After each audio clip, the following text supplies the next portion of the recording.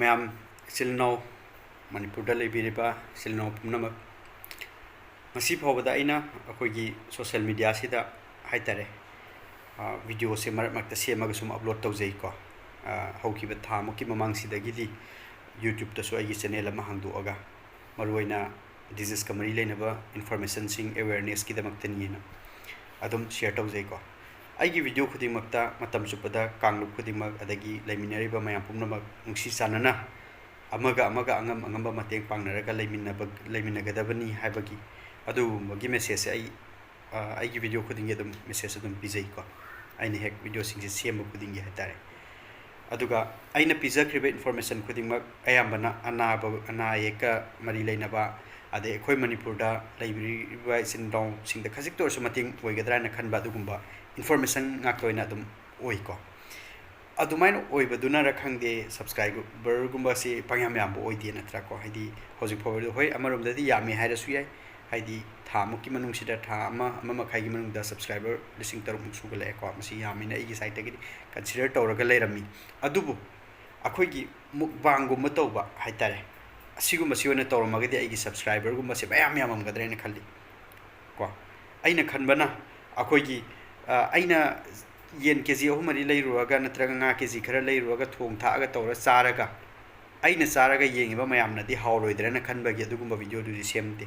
madugi mahutta akoigi silno mayam singsida kanaba khajik torsu phangadrena khanba video singuna semaga lakchabanina subscriber gumba se pangyam yambadi oide apunbagi oni yeng taragadi ko matam sigi time duration sigi yengadi yamba oide adubu pulap ona lising taruk haibasidi nongmada so dum sigumba subscriber sidi yambi ado yamde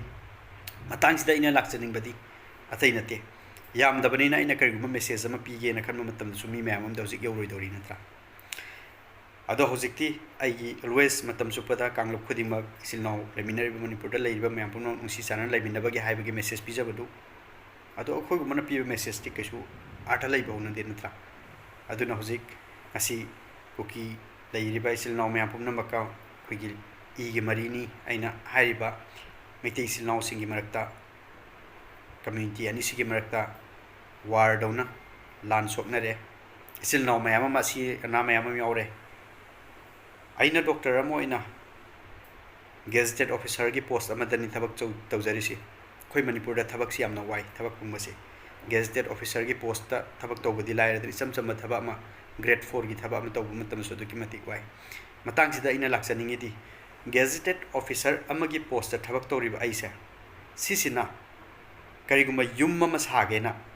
sel se nyum chumna talaga aigi tolop phangiba ko gazetted officer amagna phangada tolop se masigi tolop sina punsal lakanda aina yumma masagena hotna matamda sahi kya sangani yumam sana bagi damta ina sel se tungsin taragadi haibadi sumana gazetted officer amagi rank da ingonda gi henba sumaya am leikhre ko aina haijabase aigi sel tum paire nata adum danate mi amana yumma masana bahot na matam da kyam wage haibagi potuni mi khudi mage gazetted officer di oite ado atei te leiriba mayam sina kyam wana leiriba yum singdu saramgani sel tum khajik tawraga khomjin tajalaga yumma masana ba leifam ama leinaba na hotnaramgani madugi poto nasidi yumma masabada sahi kaya sangna tan ki basel myam punchalaga saki be yumdo ngayak tangda mai thadokpikhraba natra yum mayam ama mai thakre manipur gi tongan ba mafam kaya da adagi sina ama oire atopa amana aigi leiriba profession sida aigi thausi karino ngasi makta su tongan ba koi manipur gi lakpa community ku kizil naw singi marakta su lai aigi di mi kan ba haibase aigi di thawoi banina ku kisingna maitei sil naw sing hatle natraga maitei ga kano tawre hairakanda aigi tampaki I marido maitei silnaw singdo madu yum mai thakre hatle hairakanda ai madu gi kuki silnaw lakpadu yengdaba tawdi ai sapchana ai gidi magi thawai du kanna bai damakta ai ngasi makta so ai subject ai duty halakpada ngairi admit tawramaga lai magi angamba ai tawge na tawramaga dum lai phajana yengamaga yengsu yengani community amo igera angamba level da individual level da ina tawbu ngamba mioiba moina tawbudo humanitarian ground da tawgena dum khali tawsu tawrami makata na su tawgani any community amo itargasu ko ado magi punsi dum kannaba mi amagi punsi si kannaba hona matamda ke hamwa bo ke habise medical line da leba doctor oiba natraga hairiba medical gi profession sida leba mi amana di saptana khangi mi amagi punsi kan base kyam wage natraga matam kyam sange effort kyam darkar oige sel tum kyam sange haise doctor gumba natraga medical line da leba mi singna de dum khangam gane ba adu wana kan gador punsi sing do maju ngak ta torga hato em am natra akoi manipur da tawrisi adu isil no sing ngasai gi any community oisanu maitei oisanu natraga kuki oisanu mang khriba punsi sing se halaro isil no sing do je phanam na maitei ni hen hat ki bai kuki ni hen hat ki bai halakadab diam ti yaudre aduna akoi gi hena thoiba akoi gi community ani sigi marakta thoiba nusinadaba adagi ward on tawrise masi hena bagi damakta koi social media da share to base ai gi motadi tohaningde haibadi masi haira kanda aina matang sida panjani bamna koi gi manipur sarkar da ai khajik tang warawe handaki matang sida di matam chupada ai any sarkar oisanu support tawjai haidi sarkar hai si miyam gi mohut singni miyam gi damakta laibi bani miyam ne koi miyam na khanmani ne khallaga matam chupada support tawjai adu handaki matang sida ai khajik tang nuai jadre kari gino hai matam da hojik maitei isil nau singi yum mayama mai thakriba adagi punsi mangba yauriba sigi mayam se matam chana intervention piba wat hobadagi ni ena ai ngonta sengna feel tawi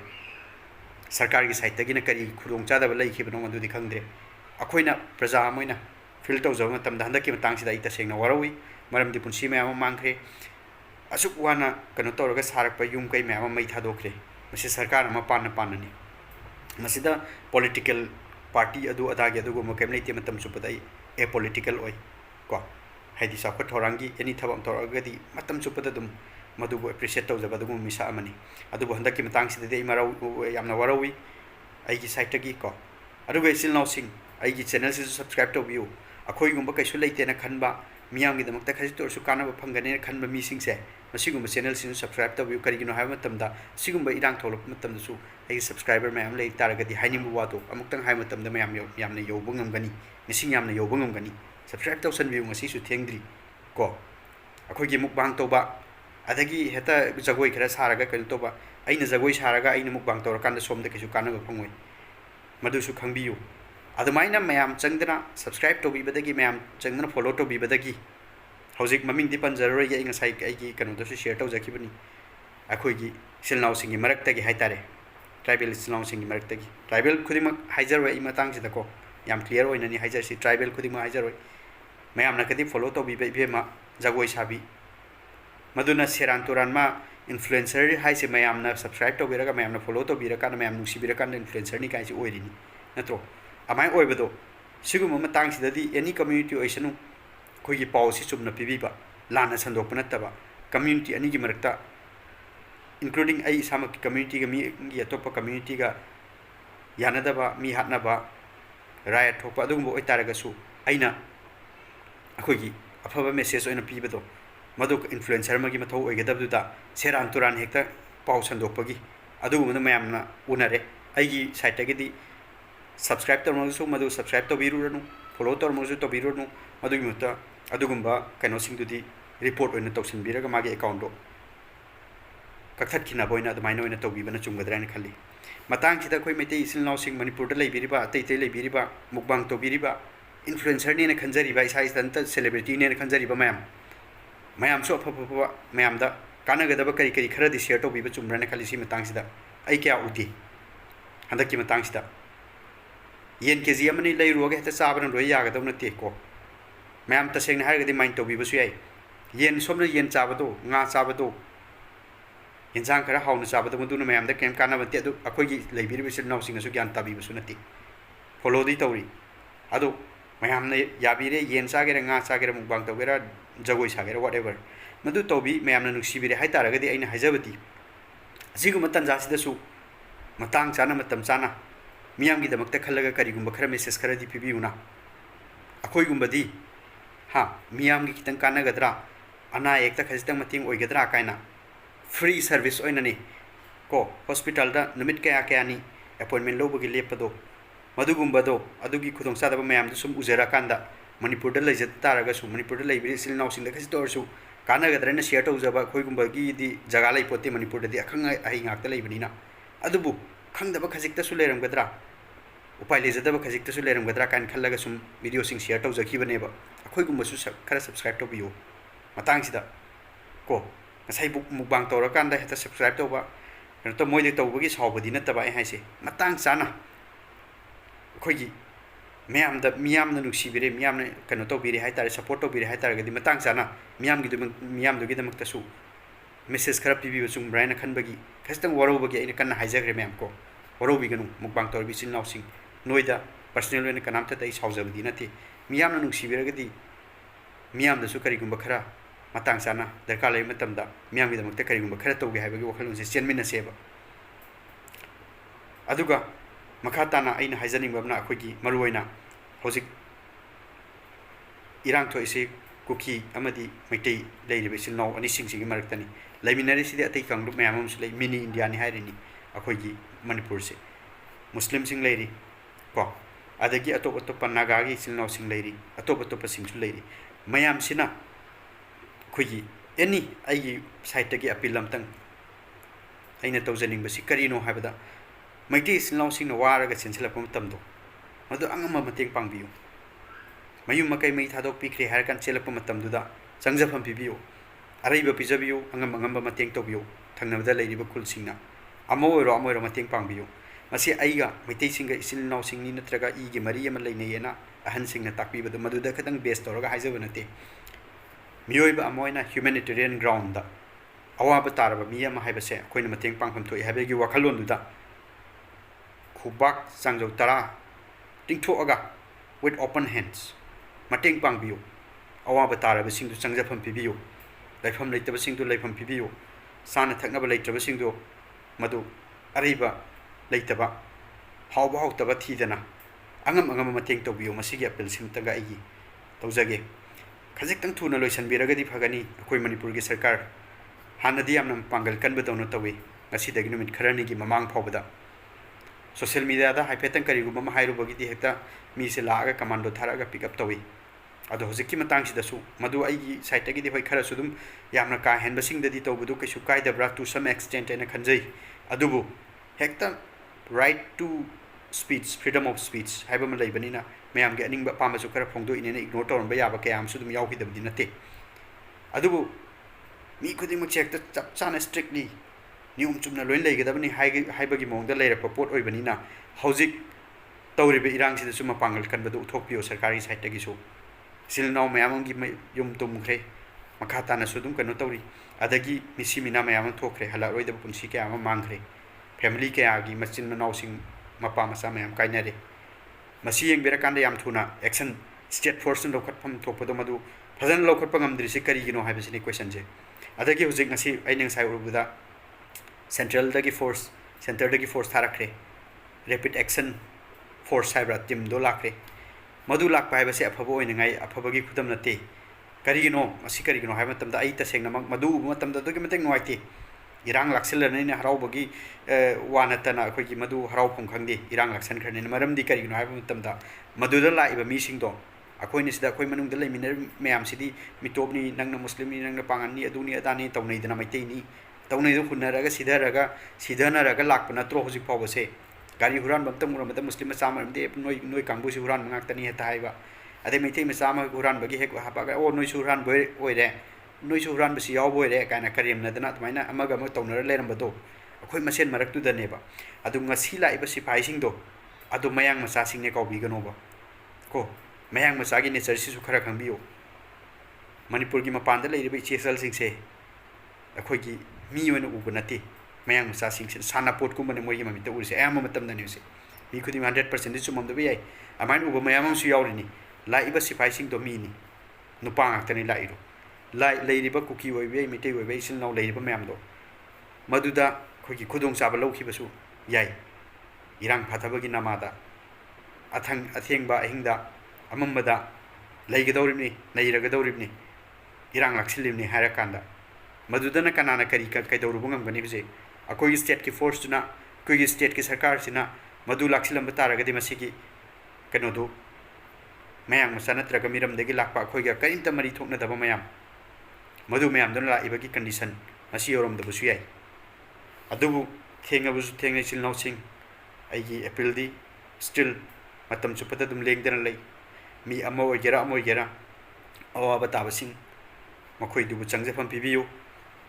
ꯆꯥꯅ ꯊꯛꯅꯕ ꯂꯩꯇ꯭ꯔꯕꯁꯤꯡ ꯃꯌꯨꯝ ꯃꯀꯩ ꯂꯩꯇ꯭ꯔꯕꯁꯤꯡ ꯃꯣꯏꯁꯤꯡꯗꯨ ꯑꯉꯝꯕ ꯃꯇꯦꯡ ꯇꯧꯕꯤꯌꯨ ꯀꯣ ꯃꯁꯤ ꯍꯥꯏꯔꯒ ꯑꯩ ꯇꯦꯟꯁꯤꯟꯖꯒꯦ ꯏꯆꯤꯜ ꯏꯅꯥꯎꯁꯤꯡ ꯌꯥꯝꯅ ꯅꯨꯡꯉꯥꯏꯇꯦ ꯃꯁꯤ ꯍꯥꯏꯔꯒ ꯑꯩꯈꯣꯏꯒꯨꯝꯕ ꯈꯔꯅ ꯄꯤꯖꯕ ꯃꯦꯁꯦꯖꯁꯤꯗꯤ ꯄꯥꯛ ꯌꯥꯝꯅꯁꯨ ꯌꯧꯔꯣꯏꯗ꯭ꯔꯅ ꯈꯜꯂꯤ ꯀꯔꯤꯒꯤꯅꯣ ꯍꯥꯏꯕ ꯃꯇꯝꯗ ꯑꯩꯈꯣꯏꯗꯤ ꯁꯦꯂꯦꯕ꯭ꯔꯤꯇꯤꯁꯨ ꯑꯣꯏꯍꯧꯗ꯭ꯔꯦ ꯀꯣ ꯑꯗꯒꯤ ꯃꯤ ꯃꯌꯥꯝ ꯑꯃꯅ ꯐꯣꯂꯣ ꯇꯧꯕ ꯃꯤꯗꯨꯁꯨ ꯑꯣꯏꯍꯧꯗ꯭ꯔꯕꯅꯤꯅ ꯑꯦꯠꯂꯤꯁ ꯑꯌꯧꯕ ꯈꯔꯗꯗꯤ ꯌꯧꯖꯔꯁꯅꯨ ꯍꯥꯏꯔꯀꯥꯟꯗ ꯅꯨꯡꯉꯥꯏꯃꯟꯗꯕꯗꯒꯤ ꯑꯩ ꯍꯧꯖꯤꯛ ꯗ꯭ꯌꯨꯇꯤ ꯆꯠꯂꯨꯔꯒ ꯍꯜꯂꯛꯄꯇ ꯉꯥꯏꯔꯤ ꯃꯗꯨ ꯍꯦꯛ ꯍꯜꯂꯛꯄꯒ ꯑꯩ ꯚꯤꯗꯤꯑꯣꯁꯤꯃ ꯁꯦꯝꯖꯕꯅꯤ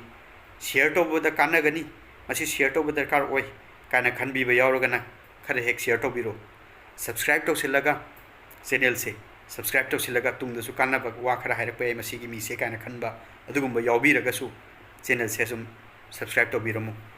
ꯃꯁꯨꯃꯥꯏꯅ ꯍꯥꯏꯕ ꯅꯠꯇꯅ ꯎꯄꯥꯏ ꯂꯩꯇꯦ ꯑꯩꯈꯣꯏ ꯃꯅꯤꯄꯨꯔꯗꯗꯤ ꯀꯣ ꯃꯔꯝꯗꯤ ꯑꯩꯅ ꯂꯩꯅꯥ ꯇꯤꯟꯅꯥꯒ ꯃꯔꯤ ꯂꯩꯅꯕ ꯑꯩꯈꯣꯏ ꯃꯅꯤꯄꯨꯔꯒꯤ ꯀꯣꯚꯤꯗꯀꯤ ꯑꯗꯨꯛꯀꯤ ꯃꯇꯤꯛ ꯋꯥꯔꯕ ꯃꯇꯝ ꯃꯃꯥꯡꯒꯤ 2020ꯗꯒꯤ 1920ꯗ 21ꯗ ꯂꯩꯈꯤꯕ ꯃꯇꯝꯗꯨꯗ ꯁꯤꯌꯔ ꯇꯧꯖꯈꯤꯕ ꯃꯌꯥꯝ ꯀꯣ ꯃꯗꯨ ꯃꯌꯥꯝꯗꯣ ꯑꯩꯈꯣꯏꯒꯤꯗꯤ ꯑꯈꯪ ꯑꯍꯩꯅ ꯊꯟꯕꯅꯤ나 ꯀꯩꯁꯨ ꯑꯩꯈꯣꯏꯒꯨꯝꯕꯗ ꯁꯕꯁꯀ꯭ꯔꯥꯏꯕ ꯇꯧꯕꯤꯕ ꯈꯣꯠꯄꯤꯕ ꯍꯥꯏꯕꯗꯨ ꯌꯥꯝꯅꯁꯨ ꯑꯦꯛꯁꯄꯦꯛ ꯇꯧꯖꯔꯨꯗꯦ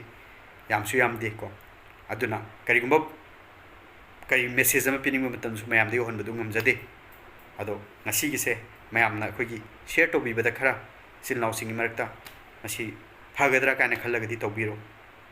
ꯇꯧꯕꯗ ꯀꯥꯟꯅꯗꯦ ꯍꯥꯏꯔꯒꯁꯨ ꯀꯩꯁꯨꯝ ꯀꯥꯏꯗꯦ ꯇꯣꯛꯊꯣꯛꯄꯤꯔꯣ ꯁꯕꯁꯀ꯭ꯔꯥꯏꯕ ꯇꯧꯔꯝꯕꯁꯤꯡꯗꯨꯁꯨ ꯃꯁꯤꯒꯨꯝꯕ ꯃꯤꯁꯤꯡꯁꯦ ꯑꯔꯊ ꯂꯩꯇꯕ ꯃꯤꯅꯤ ꯍꯥꯏꯔꯀꯥꯟꯗ ꯈꯟꯕ ꯌꯥꯎꯕꯤꯔꯒꯁꯨ ꯁꯕꯁꯀ꯭ꯔꯥꯏꯕ ꯇꯧꯔꯝꯕꯗꯨꯁꯨ ꯑꯟꯁꯕꯁꯀ꯭ꯔꯥꯏꯕ ꯑꯣꯏꯅ ꯇꯧꯕꯤꯒꯦ ꯍꯥꯏꯔꯁꯨ ꯇꯧꯕꯤꯔꯣ ꯀꯩꯁꯨꯝ ꯑꯀꯥꯏꯕ ꯂꯩꯇ꯭ꯔꯦ ꯑꯩꯒꯤ ꯏꯁꯥꯒꯤ ꯄ꯭ꯔꯥꯏꯃꯔꯤ ꯑꯣꯏꯕ ꯄ꯭ꯔꯣꯐꯦꯁꯟ ꯑꯃ ꯑꯗꯨꯝ ꯂꯩꯖꯔꯤ ꯅꯨꯡꯇꯤ ꯈꯨꯗꯤꯡꯒꯤ ꯊꯕꯛ ꯇꯧꯖꯔꯤ ꯌꯨꯇ꯭ꯌꯨꯕꯇꯒꯤ ꯑꯩꯒꯤ ꯌꯨꯇ꯭ꯌꯨꯕꯁꯦ ꯑꯩꯒꯤ ꯃꯦꯟ ꯄ꯭ꯔꯣꯐꯦꯁꯟꯁꯨ ꯅꯠꯇꯦ ꯁꯣꯁꯤꯌꯦꯜ ꯃꯤꯗꯤꯌꯥꯁꯦ ꯇꯧꯕꯇꯕꯨ ꯁꯣꯁꯥꯏꯇꯤꯗ ꯑꯃ ꯁꯤꯗ ꯂꯩꯃꯤꯟꯅꯕꯅꯤꯅ ꯏꯆꯤꯜ ꯏꯅꯥꯎ ꯃꯌꯥꯝꯁꯤꯒ ꯄꯨꯟꯅ ꯂꯩꯃꯤꯟꯅꯕꯅꯤꯅ ꯉꯥꯏꯍꯥꯛ ꯂꯩꯇꯅ ꯊꯣꯛꯏꯕ ꯊꯧꯗꯣꯛ ꯋꯥꯊꯣꯛ ꯃꯌꯥꯝꯁꯤꯅ ꯑꯩꯈꯣꯏꯗꯁꯨ ꯈꯖꯤꯛꯇ ꯑꯣꯏꯔꯁꯨ ꯑꯦꯐꯦꯛ ꯇꯧꯕꯅꯤꯅ ꯁꯨꯝ ꯉꯥꯏꯍꯥꯛ ꯂꯩꯇꯦ ꯑꯗꯨꯝ ꯑꯃꯁꯨ ꯏꯁꯨꯁꯤꯡꯁꯤꯗ ꯁꯤꯌꯔ ꯇꯧꯖꯕꯅꯤ ꯀꯣ ꯃꯌꯥꯝꯅ ꯁꯕꯁꯀ꯭ꯔꯥꯏꯕ ꯇꯧꯕꯗ ꯃꯇꯤꯛ ꯆꯥꯏ ꯈꯜꯂꯒꯅ ꯍꯦꯛ ꯇꯧꯕꯤꯔꯣ ꯃꯁꯤ ꯑꯔꯊ ꯂꯩꯇꯕ ꯆꯦꯅꯦꯜꯅꯤ ꯁꯤꯒꯨꯝꯕꯁꯤ ꯀꯥꯏꯅ ꯈꯟꯕꯤꯔꯒꯁꯨ ꯍꯥꯟꯅ ꯁꯕꯁꯀ꯭ꯔꯥꯏꯕ ꯇꯧꯔꯝꯕꯁꯤꯡꯗꯨꯁꯨ ꯑꯟꯁꯕꯁꯀ꯭ꯔꯥꯏꯕ ꯇꯧꯕꯤꯔꯁꯨ ꯀꯔꯤꯁꯨ ꯀꯥꯏꯗ꯭ꯔꯦ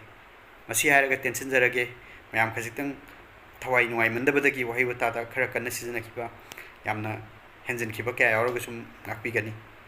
ꯃꯁꯤ ꯍꯥꯏꯔꯒ ꯇꯦꯟꯁꯤꯟꯖꯔꯒꯦ